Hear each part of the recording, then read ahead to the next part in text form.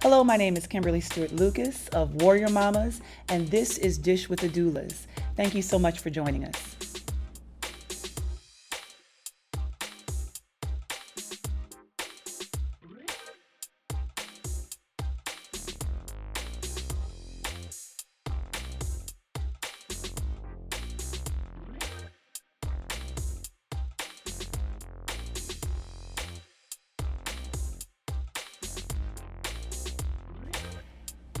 Thank you for joining us on Dish with the Doulas.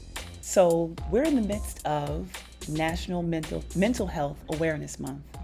And today is a perfect time to talk to someone who's in that field. Today, my guest is Gorgeous West. She's an associate professional counselor and therapist. Yes. Thank you so much for being here, Gorgeous. Thank you for asking me to be here. Yes, I appreciate and Black therapists matter, I have to say Yes, that. we do. Yes, we do. Yes, and we're grateful for you. So on Dish with the Doulas, we talk to doulas and midwives, and we've had chiropractors and just people that are part of the birth community. And one element that to me is just as important, if probably I would say more, but just as important, is the mental aspect of things. Yes. And that's where practitioners like you come in. And I think that it is imperative, that mental piece, just as important with the spiritual and the physical and the emotional and so forth, is so key in overall health and wellness. Yes. And just, especially for moms, especially for women that are going from being not a mom, and then going through the pregnancy and labor and delivery, Yes. and then now having this little baby that changes your life. Yes. So our connection, this is kind of what I do and talk about with my guests as far as our connection, that I met you through Danger Dave, Yes. tattoo artist. He works with my husband, Lord Yada, at Tri-Cities Tattoo Company, plug. And I've always known about you as G. And then about almost a month ago, we finally met face to face. But our conversation, and then when I found out what you do, and then I was just talking to Red, I think, about what I was doing with the show. And then you were like, say what now? You sat on the couch I did. What is it you do? Yes. And then we connected. And then when we had our conversation, it was so impactful. I mean, really, it just laid out where you stand, where I stand, and just kind of where we meet together. Absolutely. How did you get to become a therapist? Why did you want to do this work? So I think for me, it's a long story, but I'll give you a good portion of it. I have a bachelor's and a master's in criminal justice. Okay. And so I had been working on that aspect, on that side of it. I was working in a jail for adults. Okay. And I noticed that I didn't want to be on this side of it. Yes. A lot of the inmates in there experienced some type of trauma or had some type of mental health diagnosis, and here I am on the punitive side of it, and I wanted to be more so On the healing side of it. I wanted to work with them before they got to that point. So that motivated me to go back to school to get my master's in clinical mental health counseling. Wow. And here I am. Wow. And so specifically, I know when we talked, you said that you specialize in working with those that give of themselves, but don't give themselves enough for, as far as they take care of others, Yes. but they're not maybe taking care of Yes. themselves as much. Yes, that's my focus. I love to work with people. We call that boundaries, where Boundaries, they are not expressing, they're giving more and more to others, but when it's time to pour into themselves, it's like, I don't know where to start. And unfortunately, that's kind of the culture. Even before I was a mother, it was about you give, and that is part of life and love, right? Of being of absolutely. service. Right. But it wasn't until I became a mother of three, so not with the first one, not really with the second one, but until I became a mother of three, that I really learned that the self-care and the self-love is paramount Yes. to be able to love on your family the way that you wish to love. If you're not pouring into your cup first, you can't give. How can you give to your children? How can you give to your family, your spouse, your community, whomever, Right. if you're an empty vessel? Exactly. And unfortunately, we're not having those conversations Right. on the front end. We have these ideas of what motherhood is, and everyone's thoughts are different because of their upbringing, right? Right. But what kind of advice do you give to an expecting mom Yes. who has all these concerns about what kind of mother I'm going to be, Yes. and maybe there's some things in her childhood that she may remember from her mother and so forth, and carrying that over. What would you advise an expected mom? Wow, that's a really good question. So, for an expected mom to know that it's okay.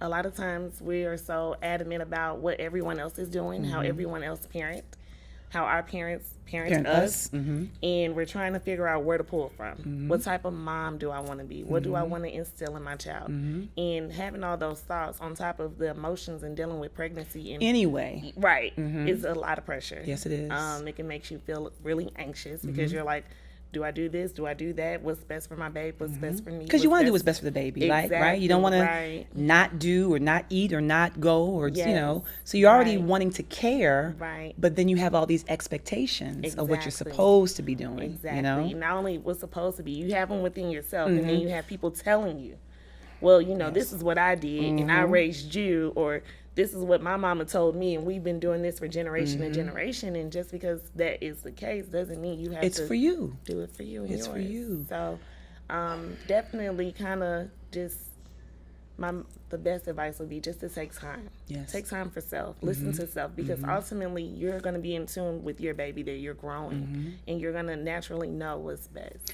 And it changes. So once you go through your pregnancy, that's a phase in itself. Because like you said, all your body's growing, your blood pressure is a certain way, and because your body is shifting, your organs are literally shifting in your body. So there's the hormones and the feelings that come along with that. And then, like I said, you have this baby that you're to care for and nurse and feed and protect and all. And you have those nights where they're a little different. There's some different elements that are part of your evening, and it may not be what you thought it was. Right? And talk to me about that new normal. Yes. Do you have the life before baby and the life with baby? Yes. So in motherhood, that's a huge transition and adjustment within itself. It's very important that we acknowledge that, because a lot of times people think, oh, I'm pregnant, I'm gonna have this baby and be back on what I was doing. Right. That's not the case. And a lot of that makes it difficult to transition fully into that motherhood role, because it's like you're wanting to go back to what it was, but now it's like, where do I go now? I'm a mom. Yes. So you're trying to balance and find that new normal, that new path, and what that looks like. And that's overwhelming, because I'm a mom, my baby's demanding. Then I still want to be my old self, whatever that was. I still like some things I like, and I, want to go where I want to go, and so forth. But then I can't, because I have my baby, or I'm a mother, and I have a family now. So it's like all of these different roles and identities. You're trying to figure out exactly where do they align to make that one new normal.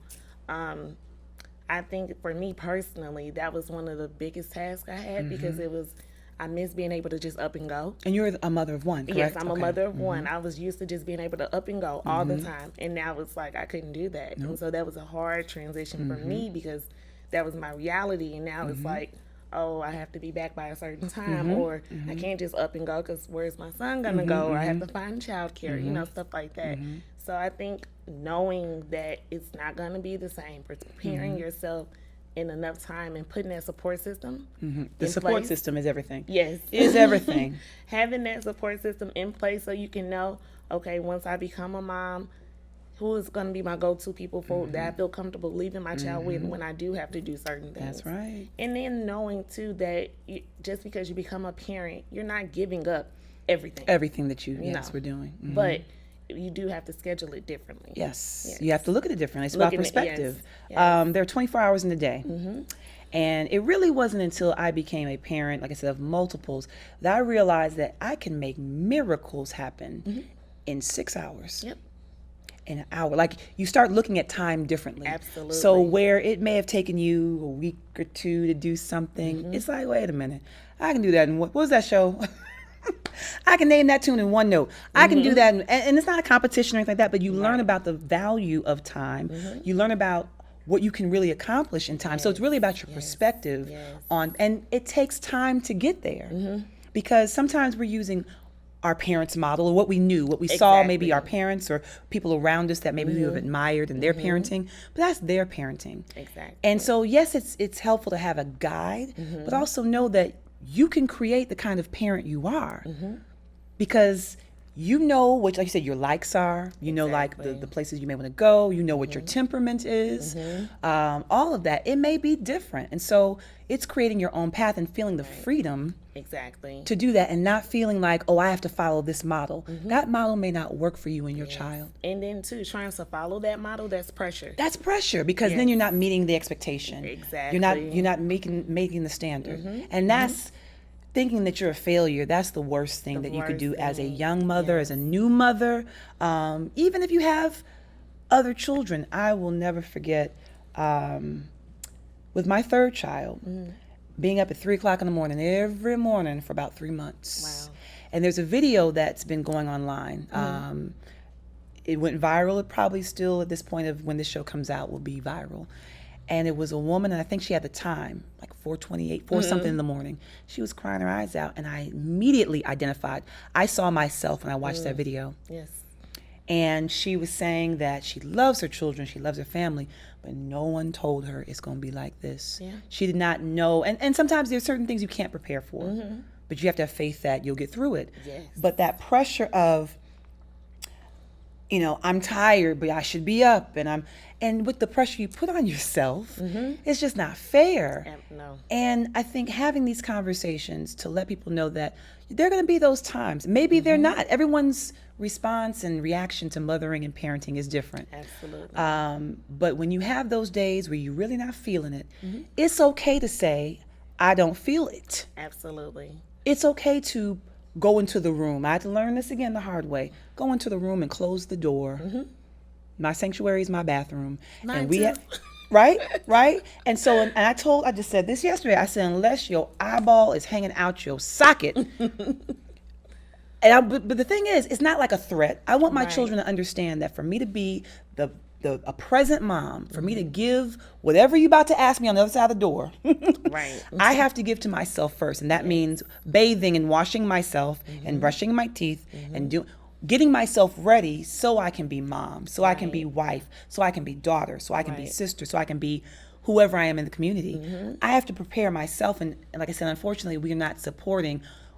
It's shifting. That self-care movement is definitely revolutionary, and it's shifting. So I applaud everyone who is about the self-care movement, Anana, about the nap ministry. I'm a firm believer in getting rest, because if you don't, The Walking Dead is something real. Zombies, really is. people talk about zombies. The walkers. The walkers, right? And that's what it can happen. You're walking around not in tune and not connected. You said something that really just was like an aha for me. You identified all of your roles. Yes. So by saying the mother, the wife, the daughter, and one thing about parenthood and new mothers, once you become that mother, that role of motherhood does not supersede all those other roles. It's another role. It's another role as. Yes. You just said something that people gonna be like, what? Huh? It's not what? Because again, these are messages we've been told and we see on TV and not even just in the media, what's been passed down. Absolutely. And what's expected sometimes in our own household. Yes. You know, sometimes you have to have these conversations with your partners about what you think a mother is and what you think a father is or what you think parenting is. Right. So we can have these conversations on the front end. Now, sometimes there's some things that just happen organically and as things through trial and error. Exactly. Because you didn't even know to have this conversation about when your child's busted his head upside to so-and-so, what we going to do and how we going to respond, right? So sometimes things happen and you just have to have, cross that bridge when you get to it, right? Yes. But like I said, conversations, honest conversations about where you are, what your definitions are, that's important because it really starts to break down those expectations. Yes. Right? Absolutely. And then too, it makes you feel comfortable with knowing this is what my partner's looking for in a mother, and my partner knows what type of mother I'm planning to be. Exactly. So that pressure won't be. We're having the conversation now. Exactly. So there'll be some things that you learn through action, but I'm telling you, and we can have this dialogue beforehand. Absolutely. And I might not be your mom's mom. How your mom raised you. Exactly. I might not be that mom, or I might not be the same mom my mom raised me as. Exactly. Right. So another theme that I see is this always running, always doing. There's a dance I have for my sister Christy, and it's this. And she's gonna laugh when she sees this because I always tease her about and do this and sew the robes and do but we're always, this is our dance. Yeah. I gotta do this. I gotta do this. I gotta get such and such here. that there. So that whole eyes in the back of your head, like, because we're multitasking times 20, really. Yes. But where are we finding the time for self? Right. And taking on everything. I talk about return to sender. Some things, yes, are our responsibility to take care of. Absolutely. Not everything, and not everything at once. Exactly. Some things can wait. Can you speak about just overwhelming yourself, and how do you parcel out and delegate? So as a new mother or mother period, like you said, we gotta do this, and this, and we feel as though if we don't do those things, then I'm failing as a mother. It's that whole guilt trip.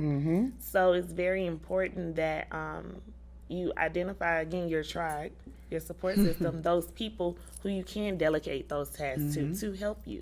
Because in doing that, that's you giving back to yourself. And even the lack of worry that I know that someone else has it. Someone I trust is doing the pickup. Someone I trust is watching them. Someone I trust is providing this meal or whatever. That alleviates stress and anxiety.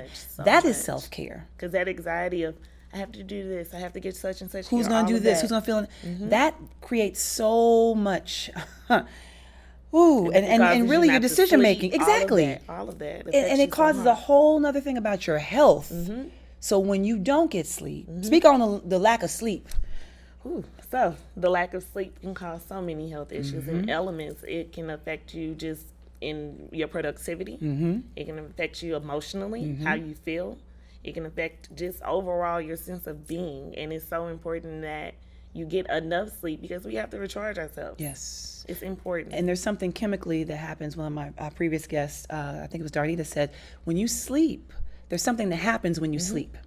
It's intentional that your body's resting and certain chemicals are released to be able to do whatever it needs to do in the body. So if you're not getting enough sleep, that means that the body's not able to function the way that it needs to function for you to be out and doing all the things that you want to do. Absolutely. So that sleep ministry, I keep talking about that nap ministry. It's a page on Instagram I found.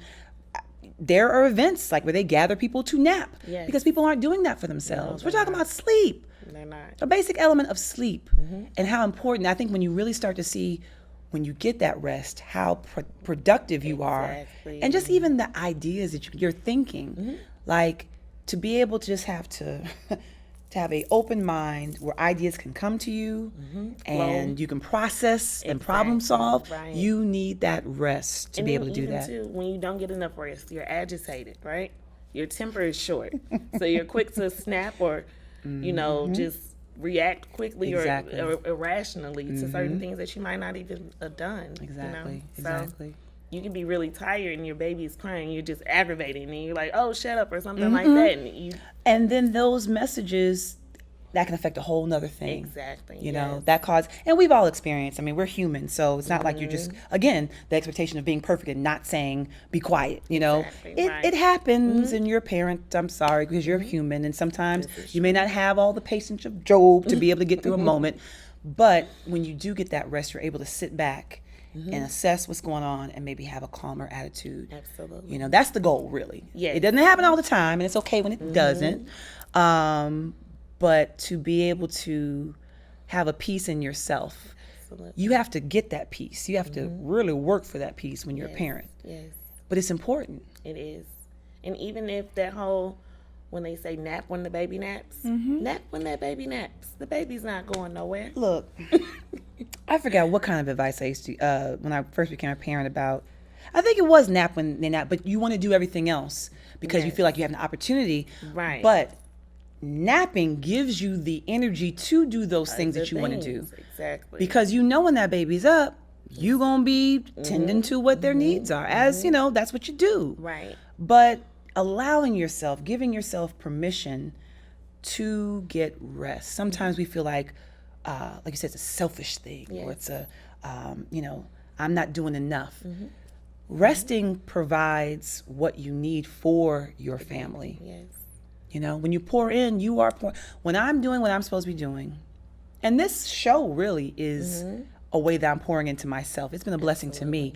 The way in which I can parent and love on my children and love on my husband and love on people, it's just because I'm full by doing this.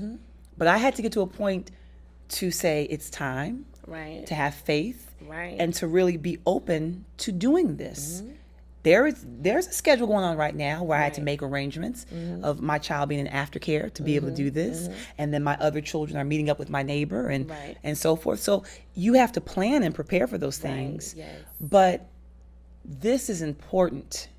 So activating those other plans allows for this, because in doing this, I'll be able to be full and present In other areas. in other areas. But we're taught give. Whatever you got left is for you. Maybe. If you got something anything, left, right? Maybe. Right. So, you know, it's that whole changing that dynamic. Or when the one thing that's always said is, well, when you become a baby, when you become a mother, you have to give everything, you know. The life you had is over. You're a mom now. I'm going to sip on mine too, on that note. That was sip worthy. Because, again, being told this is what you should be doing, but then what you're instinctually feeling like, It's the complete I can't opposite. do all of this, Yes. then it's conflicting. And then you start feeling guilty. And then you start feeling like you're not enough and you're not a good enough mom, you know? Yeah. And then now you're chasing this. It's like you're on, what is it?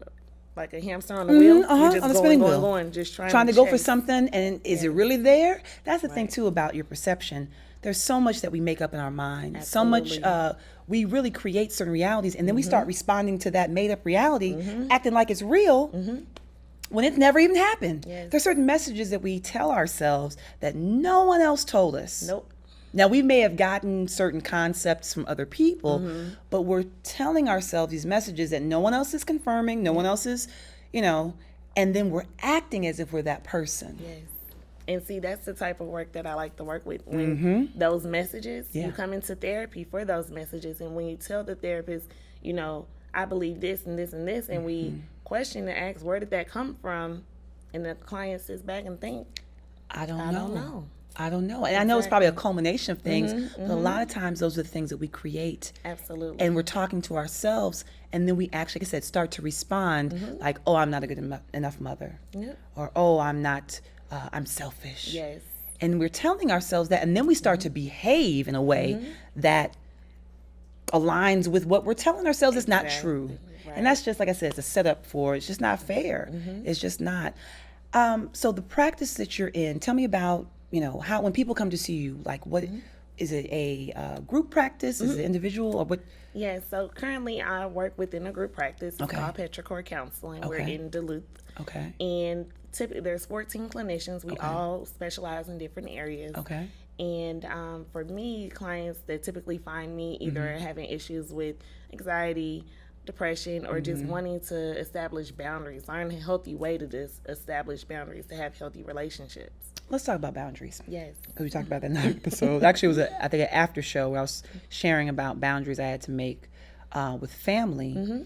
How do you, or what would you advise people to do where they have to create boundaries really to heal themselves or to protect? I don't know if that's the right word to use, but speak to me about boundaries and why they're important to Boundaries are so important because they protect you. have. Okay, they protect you. There you go. They protect you. You can have, there's 3 different types of boundaries. So Okay. there's rigid boundaries, where pretty much it's like extremely tight. You're not letting nobody in. And it's right? called what again? Rigid. Rigid boundaries. Okay. Okay. Then there's kind of like the porous boundaries where everyone's able to do anything to you. You're letting everyone in.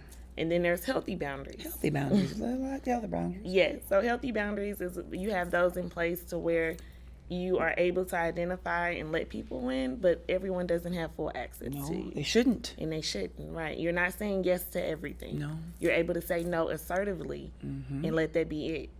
It's not no because, it's just no. That's that return to sender. That's that, you know the reasons why, and that's enough. You don't have to explain everything to everybody. No. Now, some people think that they may need an explanation because of their closeness to you or if they're family, or, but you don't need to give anyone an explanation about the boundaries you set up for yourself to, like you said, protect yourself and to heal yourself. That's a big lesson I had to learn. Especially with people that you're close to, that you feel like you're supposed to give a lot of yourself to because, like I said, it's family or it's close friends. Right.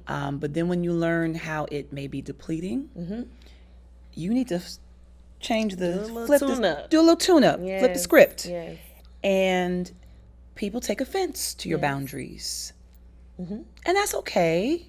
Because if they really love, and again, I think when you do something different, that's whenever you shift, you change. It's going to throw people for a jolt. Like, she's normally available at 10 o'clock at night. Exactly. But now she's not. What happened? Exactly. I'm getting some sleep.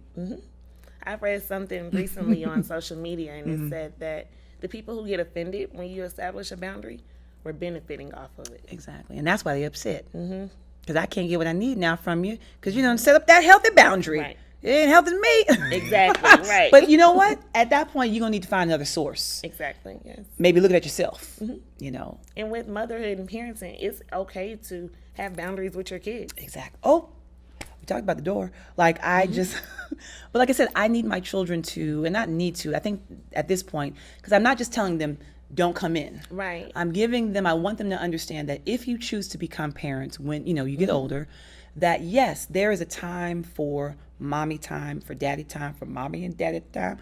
But this is what I need so I can be the full mommy that you want when I come out. Yes. So even as friends, I want to, you know, for them to understand because they're little people. Right. They're little, you know, so I want them to have a working knowledge of it that, okay, when you're friends, they're always calling you, always needing something. You need some time for yourself. Absolutely. To be able to do your homework and do whatever. Thank you. This is so organic. Yes, thank you. And too, just really quick, I think it's important because if we show our children healthy boundaries, then we're teaching them.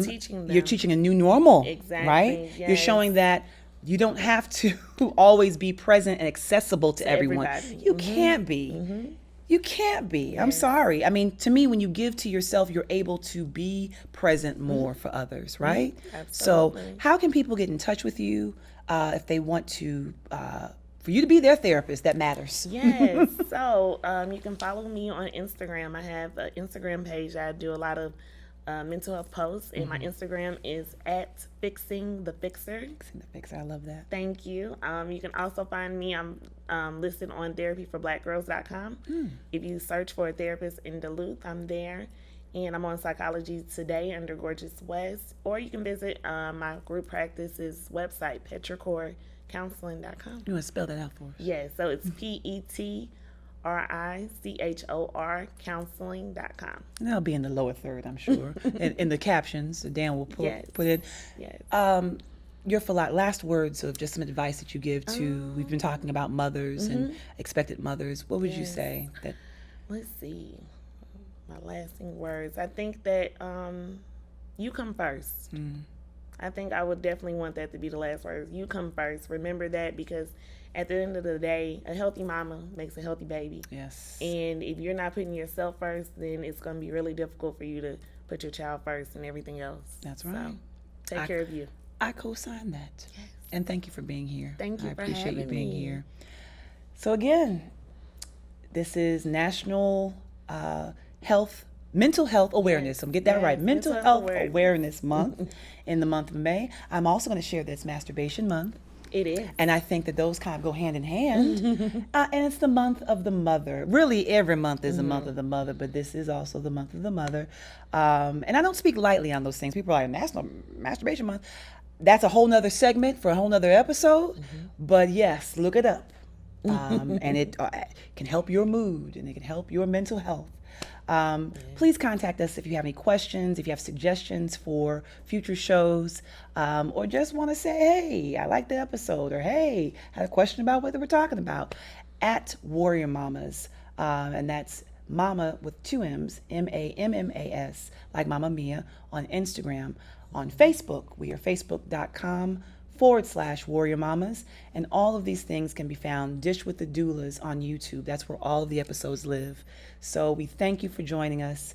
This has been another great episode talking about all things birth, all things really women's health. And that's where my love lies, with women's health and reproductive health. So thank you for joining us for Dish with the Doulas.